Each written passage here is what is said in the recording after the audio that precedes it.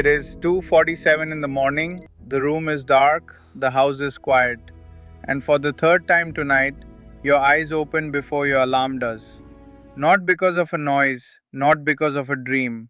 Your bladder woke you up again. You shuffle to the bathroom in the dark, half asleep, one hand on the wall.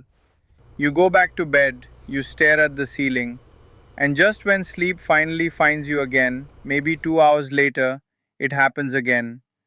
If this is your life right now, I want you to listen very carefully to what I am about to share with you. Because most people in your situation have been told the same thing. They have been told it is just part of getting older. They have been told their prostate is the problem, or their bladder is getting weaker, or they are simply drinking too much water before bed. And while those things can play a role, they are almost never the whole story. The real cause of nighttime urination in adults over 60 is something most doctors never bring up during a standard appointment. And when you understand what is actually happening inside your body at night, everything changes. Let me walk you through it. First, let me tell you about a man named Harold.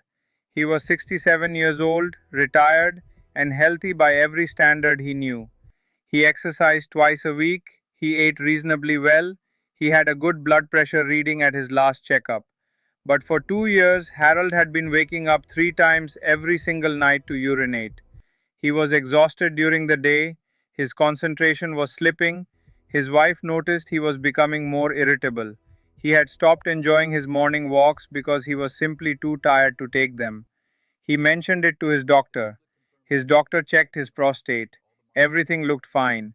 He was told to drink less fluid after 6 p.m. and come back in 6 months. Harold followed that advice. Nothing changed. What Harold did not know, and what his doctor never checked for, was that his nighttime urination was a signal, not just a bladder problem, a signal from multiple body systems that were quietly falling out of balance. And the damage those imbalances were doing in the dark, while Harold slept, was far more serious than a broken sleep schedule. We are going to talk about exactly what those signals mean, and we are going to talk about what you can actually do about them. But first, here is something I need you to understand. The medical term for waking up at night to urinate is nocturia, and according to research published in peer reviewed journals, nocturia affects more than 50% of adults over the age of 60, more than half. That number alone tells you something important. This is not a rare problem. This is not a fluke.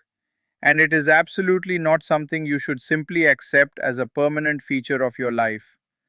But here is what most people never hear. Nocturia, especially when it begins or worsens after the age of 60, is frequently a downstream symptom. That means it is caused by something happening upstream in your body, something the bladder itself is only reacting to. Think of it like this. Imagine your bladder is a smoke alarm. When it goes off in the middle of the night, most people rush to silence the alarm. They cut fluids, they avoid certain foods, they see a urologist. But the question nobody asks is this: where is the smoke coming from? In many cases, the smoke is coming from the heart, or from the kidneys, or from a hormonal system that has quietly stopped working the way it should. And if you only treat the alarm, the fire never gets put out. Let me explain each of these causes, because understanding them is the first step to doing something about them. The first hidden cause is something called nocturnal polyuria. This means your body is producing too much urine at night specifically, not during the day. At night, here is how it happens. In a healthy young body, there is a hormone called ADH, antidiuretic hormone, sometimes called vasopressin. This hormone rises at night and tells your kidneys to slow down urine production so you can sleep through without interruption. After the age of 60, ADH levels can decline significantly. Your kidneys never get the message to slow down. So while you are lying in bed, your kidneys are working at nearly full daytime speed, filling your bladder hour after hour. This is a hormonal problem, not a bladder problem. And no amount of restricting evening fluids will fully fix a hormonal disruption. But here is where it gets more serious. The second hidden cause is cardiovascular, and this one surprises almost everyone. When your heart or vascular system is under stress, fluid can accumulate in your lower legs during the day. You may notice mild swelling around your ankles by evening. You may not notice it at all, but when you lie down at night, gravity stops working against you. That fluid which pooled in your legs during the day gets reabsorbed into your bloodstream and sent directly to your kidneys for processing. Your kidneys then produce a surge of urine. Your bladder fills rapidly. You wake up. This is called positional fluid redistribution, and it is one of the most overlooked explanations for nighttime urination in adults over 60. It can be a sign that your heart is working harder than it should to move fluid efficiently. It can also be a sign of early venous insufficiency, which is when the valves in your leg veins are not returning blood upward as effectively as they once did. This does not mean you are in immediate danger, but it does mean your body is asking for attention. And now let me tell you about the third cause. This is the one most people have never even considered. Sleep disorders and nighttime urination are deeply connected. Specifically, obstructive sleep apnea has been shown in multiple studies to dramatically increase nocturia. Here is the mechanism, and it is remarkable. When you stop breathing briefly during sleep, your brain responds by releasing a small surge of a hormone called atrial natriuretic peptide. This hormone tells your kidneys to excrete more sodium and more water. Your body is essentially trying to lower blood pressure in response to the breathing interruption.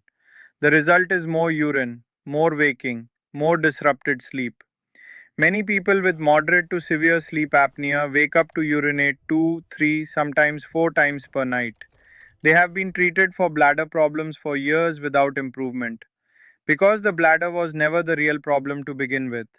If you snore heavily, if your partner has ever told you that you stop breathing during sleep, if you wake up feeling unrested even after 7 or 8 hours in bed, please take that seriously. It is connected to far more than just feeling tired. Now, I want to pause here and ask you something directly. How old are you, and how many times are you waking up at night right now? Drop that in the comments below. I read every single one. And your answer actually helps me understand what topics matter most to this community.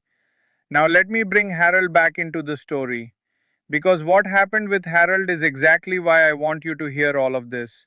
After 2 years of exhausted mornings and failed advice, Harold finally saw a specialist who took a longer look. Not just at his bladder, at everything. They found that Harold had mild venous insufficiency in both legs. They found that his ADH production at night had dropped significantly. And they found that Harold had moderate obstructive sleep apnea that had never once been diagnosed. Harold was not just a man with a bladder problem. Harold was a man whose cardiovascular system, hormonal system, and respiratory system were all quietly asking for help. And his nighttime bathroom trips were the only message they knew how to send. Once each of those systems started receiving proper support, Harold began sleeping through the night within 8 weeks. Not perfectly, but dramatically better. His energy returned, his mornings improved, his wife said he seemed like himself again. That is what is possible when you stop chasing the symptom and start listening to the signal. So, what can you actually do about this starting today? Let me give you practical steps and let me explain the biology behind each one, because you deserve to understand your own body. The first thing to address is leg fluid accumulation. If you wake up repeatedly and you notice any ankle swelling by late afternoon, try elevating your legs for 30 to 60 minutes before bed. Lie on the couch, put your feet up on two pillows, and let gravity do the work. This allows fluid to drain from your legs before you lie flat for the night, so your kidneys are not flooded with reabsorbed fluid at midnight. Compression socks worn during the daytime can also help tremendously. Not necessarily medical grade. Standard compression socks available at most pharmacies can significantly reduce the amount of fluid that pools in your lower legs throughout the day. The second thing to do is reconsider when you drink fluids, not just how much. Most guidance tells seniors to reduce fluids after 6 p.m. The better guidance is this: drink the majority of your daily fluids between 7 in the morning and 4 in the afternoon. Taper gradually after that. Have only small sips in the evening hours. Your body needs adequate hydration. Seniors are already at higher risk of dehydration, and cutting fluids too aggressively creates a different set of serious problems. The goal is timing, not restriction. Third, take a serious look at your sodium intake. This may seem counterintuitive, but excessive sodium causes your body to retain fluid during the day and then dump that retained fluid at night through urination. Reducing processed foods, which are the largest source of hidden sodium in most diets, can meaningfully reduce nighttime urine production over time. Fourth, magnesium deserves your attention. Magnesium plays a role in bladder muscle relaxation and in healthy sleep architecture. Many adults over 60 are chronically low in magnesium without knowing it. Foods rich in magnesium include pumpkin seeds, almonds, dark leafy greens, and black beans. Talk to your doctor before adding supplements, but the dietary sources alone are worth prioritizing. Fifth, and I cannot say this strongly enough, if you have not been evaluated for sleep apnea, please bring it up at your next appointment. Ask specifically for a sleep study. It is non invasive. It can be done at home in many cases now, and the results can genuinely change your life. Treating sleep apnea does not just improve sleep, it reduces nighttime urination, lowers cardiovascular risk, improves memory, and reduces daytime fatigue. It is one of the highest return medical investigations available to any adult over 60. There is one more thing I want to address: medications. Several common medications prescribed to adults over 60 have a direct effect on nighttime urination. Diuretics, which are often prescribed for blood pressure or heart conditions, are among the most common culprits. If you are taking a diuretic and it is prescribed for morning use, but you have been taking it in the afternoon or evening, the timing alone could be driving your nighttime bathroom trips.